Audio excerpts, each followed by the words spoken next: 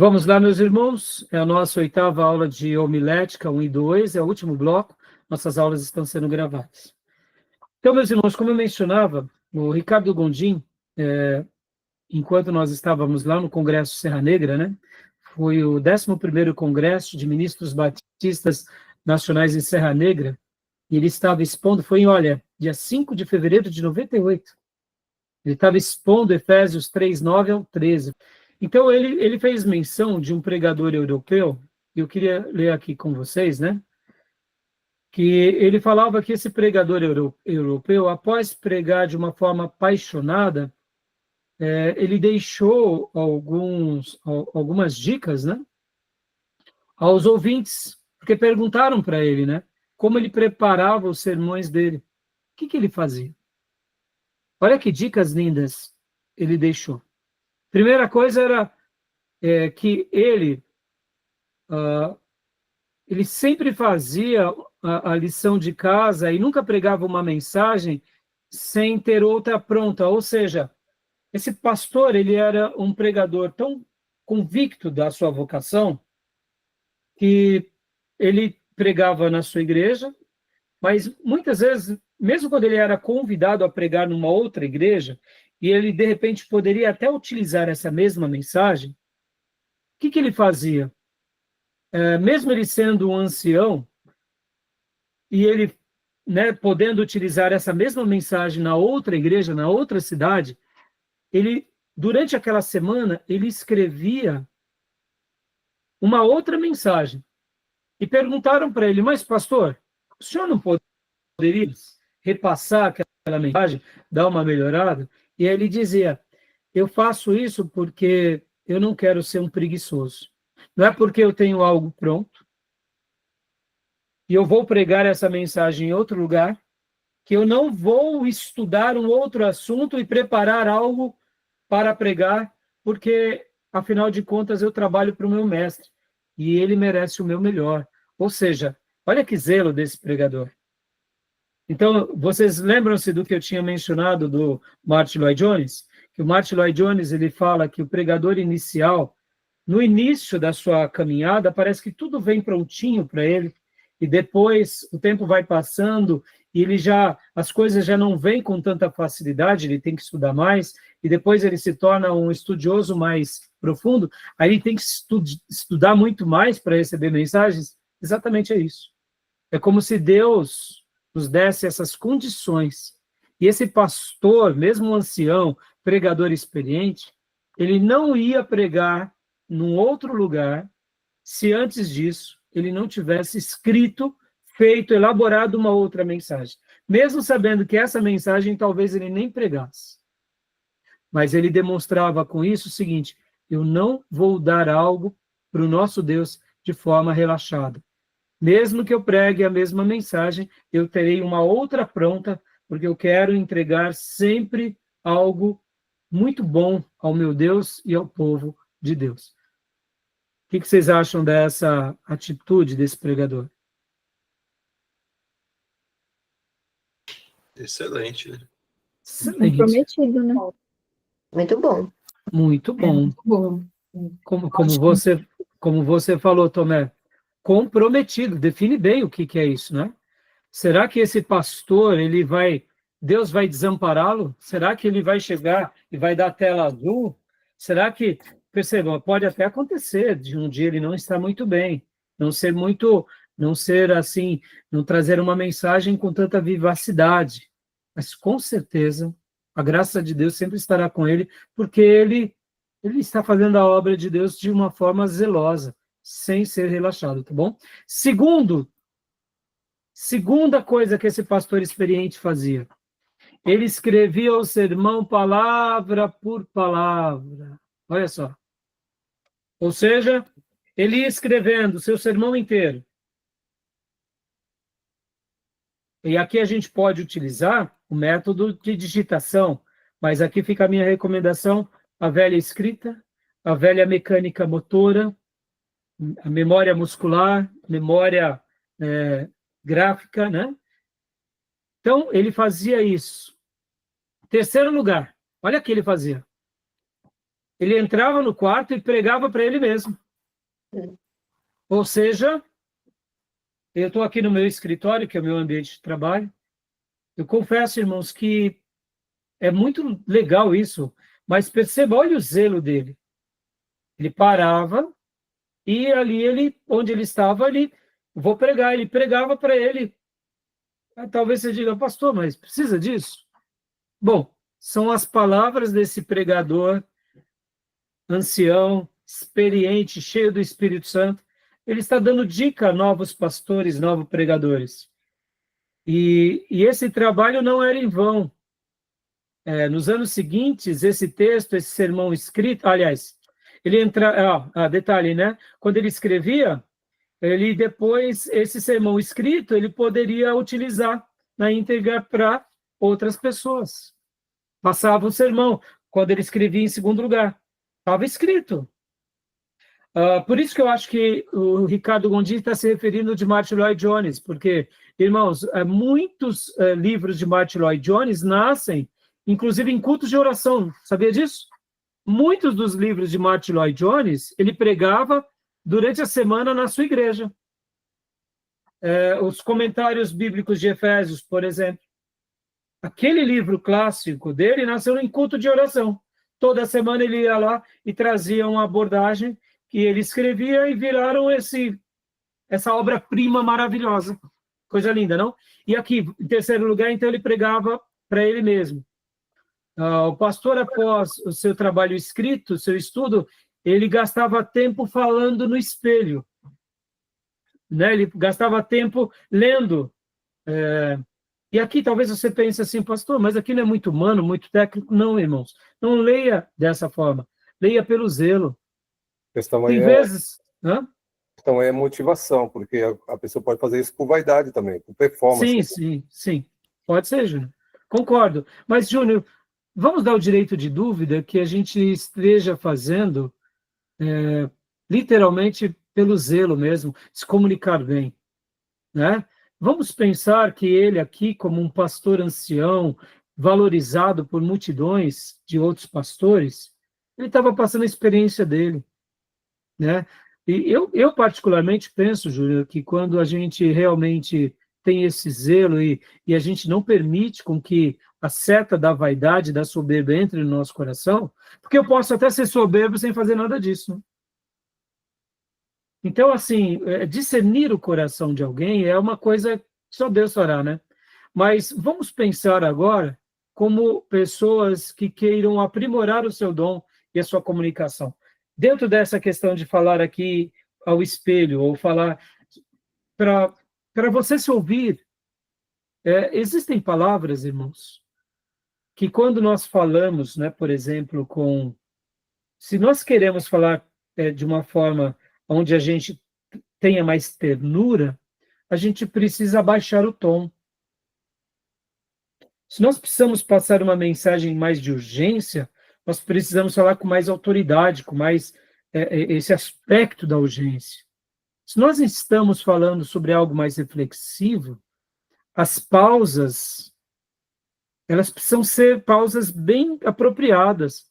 Percebam que parece que não, mas no momento de falar, porque tem pessoas e professores e pregadores que eles têm uma excelente didática, porque eles sabem colocar as palavras adequadamente.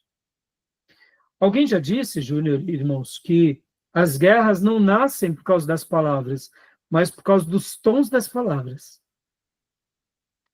Eu estou falando uma palavra correta, mas com um tom agressivo.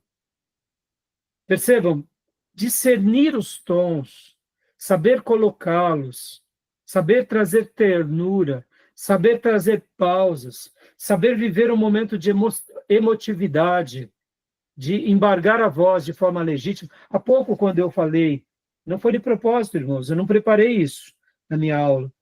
Quando eu estava falando sobre a devocional, sim, mas eu não estava lembrando de falar para vocês sobre essa palavra que é expressando carinho e amor a Deus. Eu comecei a embargar, não foi de propósito.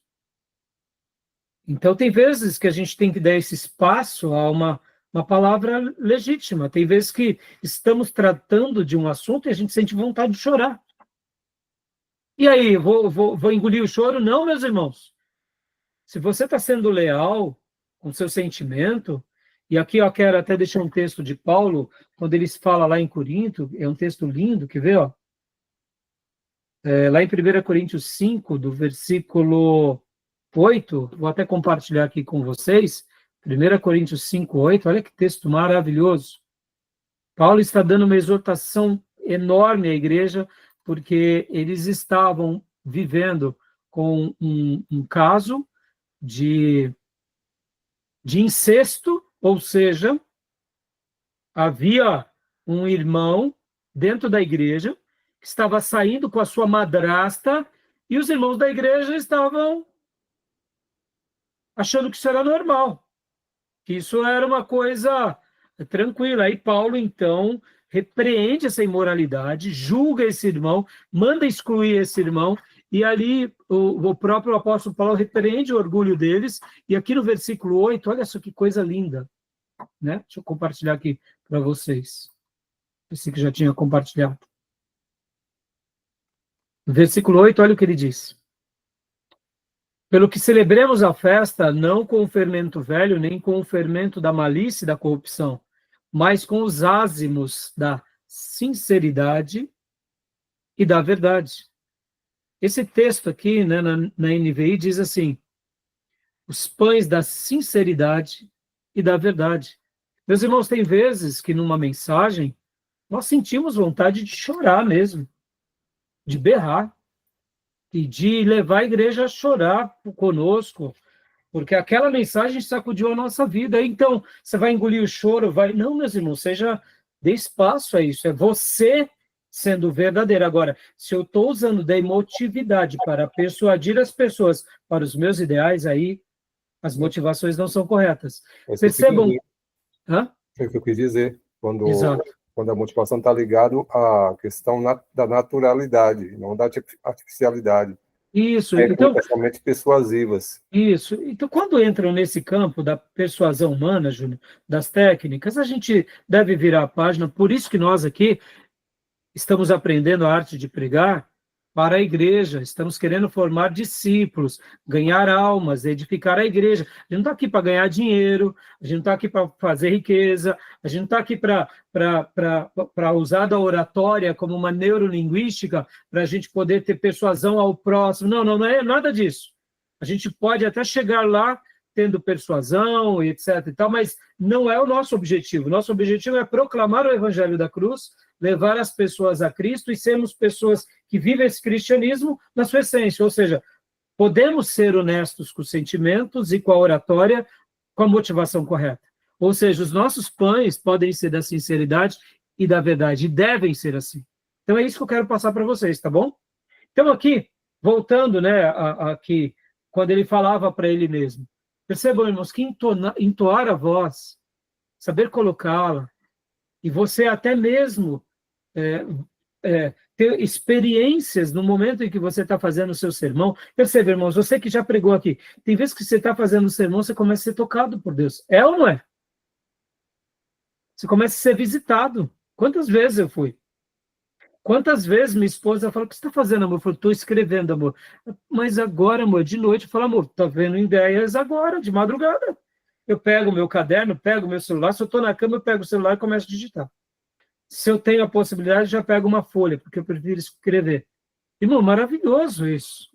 Te vem uma ideia no meio da madrugada, tomando banho, na condução. Isso é maravilhoso, essa interação viva da mensagem, entendeu? Então, assim, agora, no momento que você está pregando ali para o espelho, muitas vezes você pode até se emocionar. Quer ver um exemplo disso? Os irmãos que fazem parte do Ministério de Louvor. Quantas são as vezes que o Ministério de Louvor está ensaiando e a presença de Deus cai? É ou não é? Aí eu te digo, é culto ou é ensaio? É ensaio. Mas você está ensaiando para quem? Não é assim, Elaine? A Elaine é ministra de música junto com o Felipe. Quantas vezes, Elaine? Quantas vezes, muitas vezes, para ali o ensaio para orar, para chorar, para glorificar a Deus, porque a presença está ali. Percebam, por que eu posso fazer um ensaio para o louvor e eu não posso fazer um ensaio para a pregação? Percebam, irmãos. Meus irmãos, façam isso, não tenham medo. É uma dica de um ancião. Talvez você me pergunte, pastor, você faz isso? Irmãos, eu preciso fazer mais isso, sabia? Eu vou falando meio baixinho aqui, eu sou meio tímido nisso. Tem hora que eu acho que eu tenho que começar a pregar aqui no meu escritório e até na igreja. Deixa eu até abrir um segredo aqui. Quando eu estou sozinho na igreja, eu faço isso, tá bom? É verdade. Lá na igreja sozinho, eu começo a fazer. Mas aqui em casa, com os vizinhos, eu fico um pouco acanhado. Você acredita? Parece bobeira, né? Mas é um pouco do meu jeito, talvez introspectivo. Mas eu curto esse momento da escrita, vou escrevendo um pouco alto, mas assim, eu confesso que esse momento de pregar para o espelho eu não faço como eu deveria. Já fiz algumas vezes, a experiência foi maravilhosa, mas eu preciso fazer mais. E aí fica a dica, tá? Diga, Miriam. Essa dica aí também a gente aprende em Libras. Porque você tem que conversar com o espelho, falando com o espelho para ver suas expressões faciais, sua expressão corporal, e aí você conversa com o espelho e vai fazendo sinais como se estivesse falando com um surdo. E é muito um treinamento, legal. Né, Miriam? É um treinamento, essa né? dica aí, eu lembrei. Perceba, irmãos, vamos lá, se eu fosse diretor de uma grande empresa, um CEO, será que ao falar ali a muitos colaboradores, eu não iria me preparar? Você entende? Ora, por que eu posso fazer isso para uma empresa, para uma escola, para uma aula, e não posso fazer para a igreja? Não é zelo? Se eu estiver fazendo com a motivação errada, meus irmãos, eu terei data de validade. Mas se eu estiver fazendo com a motivação certa, olha que benção. Bom, quarto ponto, olha só que interessante agora. Isso que eu achei mais notável, irmãos. Ele pregou para o espelho, tá? E agora ele parava diante de Deus e ele pregava a mensagem para Deus com o esboço na mão. Uma coisa ele falou ali no espelho. E agora ele pega essa mensagem e é ele Deus. Olha que momento de piedade, meus irmãos. Eu confesso que até esse dia eu nunca tinha notado nada tão belo de um pregador. Por isso que eu deduzo ser Martin Lloyd Jones. Deduzo, tá? Pode não ser. Ele pregava agora a Deus. Aí você diz assim, pastor, ele vai pregar para Deus? E sabe qual que era a frase que ele dizia? Era o seguinte, nesse ponto ele dizia que após ter feito a lição de casa e estudar e depois ter treinado sua mensagem, ele pregava para Deus e dizia, se Deus não receber essa mensagem, não adianta eu pregar para ninguém. Olha, que coisa fantástica. Fantástica, não é? Sim. Perceba, irmãos, olha, essa atitude. Chego diante de Deus e eu estou entendendo que Deus está falando, não, Raimundo. Vou insistir?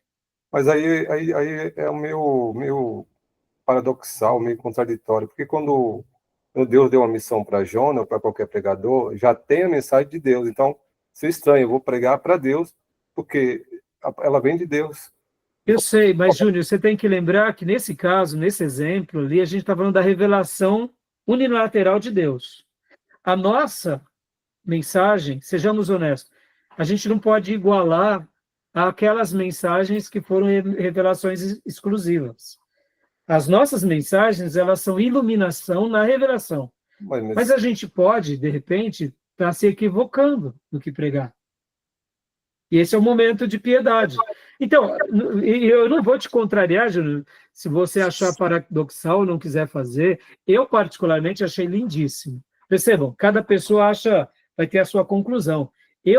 Para mim, isso daqui trouxe muita compreensão sobre... Lembra que há pouco eu disse, irmãos, quando você está escrevendo a sua mensagem, ou mesmo na hora de pregar, que você sentir de não fazer tal coisa, seria mais ou menos isso. Tem vezes que, irmãos, eu estou pregando, só para vocês terem uma ideia, eu preparei meu sermão, e literalmente, antes de pregar, eu sinto que aquelas páginas que eu escrevi, eu vou lá e risco elas, eu falo assim, não é para agora. Ou coloco em lápis, ou coloco para depois. E viro, e pulo. Alguma coisa aconteceu que eu senti que Deus não queria. Possivelmente, esse ancião pregador, no momento em que ele apresenta Deus, ele está exercitando agora a piedade dele, a fé dele, se comunicando com Deus e ouvindo de Deus. Então, Não estou dizendo que a gente tenha que fazer isso, meus irmãos, eu estou dizendo o zelo de um grande pregador, que está ensinando para outros pastores, tá bom? Mas eu te entendo a sua crítica, tá, Júnior? Achei meio estranho, porque, como eu falei, né, essa mensagem, não importa a revelação da Bíblia, tudo é a mensagem de Deus. Se Deus deu uma mensagem para alguém ministrar, fica esquisito eu ter que fazer para Deus, para ver se Deus aprova, se Deus deu para mim a mensagem. Então, E quer ver um outro exemplo, Júnior? Não, eu te entendo, Júnior. E aí, irmãos, olha, lembra, a gente há pouco não viu vários métodos de proferimento? Eu citei alguns. Você vai descobrir o seu. Eu estou aqui querendo ajudar vocês a descobrirem o que Deus tem para cada um de vocês. Irmãos, eu tento ser eu mesmo. Eu tento ser o melhor do Raimundo, porque o Raimundo só vai atingir o máximo do potencial dele sendo eu mesmo. Com toda honestidade, irmãos, quando eu ouvia o pastor Enéas Tonini com aquele vozeirão e com aquelas entonações, eu queria imitá-lo. Mas eu não sou aquele vozeirão. Para começar, eu tenho um timbre mais agudo. Hoje em dia está um pouco mais grave por causa da idade. Mas a minha voz sempre foi fina. Sempre timbre mais agudo. Nunca tive um timbre grave. Isso foi com o tempo, com a idade, por causa do pregão, foi ficando um pouco mais agudo, ou mais grave. Mas, irmãos, a minha voz lá no pregão se destacava, porque tinha um grave tão agudo que as pessoas entendiam, é o Rai, é a voz do Rai. Eu não tinha um vozeirão, né, de tenor, né? Como esses... O pastor Enéas Tonini tinha um vozeirão. Então, perceba, ele é ele. Se eu copiar ele, eu nunca vou desenvolver o máximo do meu potencial. Então, métodos de proferimento, métodos de se descobrir, a gente vai dando aqui, olha, as armaduras, e a gente vai dizendo, meu irmão, se descobre. Davi se descobriu como, irmãos? Com uma funda e com 5 pedras. Foi? Foi assim. E aí? Aí depois ele foi aprimorando. Depois, e Davi? Vamos lá, vamos aplicar a vida de Davi. Depois Davi vai para o exército de Saul e ele continua lutando de fundas, pedras. Ué, mas por que ele não ficou só na funda e na pedra e fez com que todos os demais soldados lutassem com pedras e fundas? É melhor pedras e fundas ou espadas? mas Então, percebam que o aprimoramento vai vir naturalmente e cada um vai se descobrir na caminhada. E aqui, Júnior, eu entendo você e eu particularmente, como eu disse, eu não ponho na prática, mas isso daqui para mim é um desafio. Como eu mencionei esses dias para vocês, irmãos, eu até domingo falava com o Felipe Reis e com a Elaine Reis. Se hoje, né, por enquanto, na minha dinâmica pastoral, a minha prioridade de vida é cuidar da igreja e cuidar das aulas. Mas eu ainda faço várias outras coisas. Eu tenho que administrar a igreja, eu tenho que orientar os ministérios, eu tenho que fazer aconselhamento. Ou seja, eu vou gerindo o meu tempo e ainda algumas visitas. Faço poucas visitas, porque não me sobra o tempo que eu gostaria, porque eu me concentro na pregação da igreja, no pastorado da igreja e depois no ensino do seminário. Então, meu ensino e a minha mensagem é a minha prioridade. Por outro lado, vão as demais coisas. Mas se um dia a igreja tiver mais obreiros, eu puder, né, ter mais voluntários, então eu vou me dedicar mais só à pregação e vou me dedicar mais a algumas matérias do seminário. Irmãos, infelizmente, eu diria, eu estou dando a maioria das aulas aqui, eu não me sinto à vontade. Infelizmente, alguns irmãos tiveram problema, outros professores não puderam mais estar atendendo aqui, e para mim isso não é orgulho, para mim isso é até um pouco vergonhoso. Por quê? Porque eu me dedicando a 3, 4 matérias, eu estudo melhor elas, eu me torno mais prolixo nelas. Então, percebam que o pregador, ele tem ele pode crescer nisso. E o Júnior, eu vou dar um exemplo aqui bem, bem legal. Dizem que George Whitefield, ele pegava e lia a Bíblia, e geralmente ele ia lendo a Bíblia de joelhos. E quando ele selecionava um texto que ele ia pregar, ele pegava aquele texto e ia apresentando palavra por palavra a Deus. E dizem, e ele próprio relata também alguns materiais dele, que quando ele se colocava agora diante da multidão, ele falava com tanta autoridade, Porque já que ele gastou um tempo muito grande de leitura, de estudo, de devocional, e agora ele lia a Bíblia orando em cima de cada texto, de cada palavra, aquilo tudo agora estava introjetado com tanta unção e graça dentro dele, que quando ele passava aquilo, ele passava com uma graça tão especial, e por isso que a gente, né, tem testemunhos maravilhosos. Só para você ter uma ideia, eu lembro que Spurgeon, certa vez, escrevendo a respeito de Whitefield, disse que, enquanto ele pregava, ou foi Spurgeon ou foi Martin Lloyd Jones, eu não me recordo bem agora, Whitefield pregava para 5.000 pessoas, e todas choravam juntos. Uma pregação sem microfone, uma pregação para um auditório, 5.000 pessoas e choros uníssonos. Olha que coisa maravilhosa. Então, o método de George Whitefield é um método regado de piedade. É porque estou falando com é uma vida que ele tinha, que ele encontrou naquilo, e Deus, como ele tinha uma comunhão com Deus muito íntima, e aquilo ali, Deus achou graça em fazer daquela forma. É isso que eu estou falando, o estilo dele, né? Ele falou de Davi, Davi não matou o gigante, não foi Davi destaca, Davi foi a coragem, não foi a funda que matou, quem matou foi Deus. Porque o gigante, se bateu na testa, ele vai cair para trás e não para frente. Isso já é comprovado cientificamente. O gigante cai para frente. Então foi Deus que fez a obra, não foi Davi.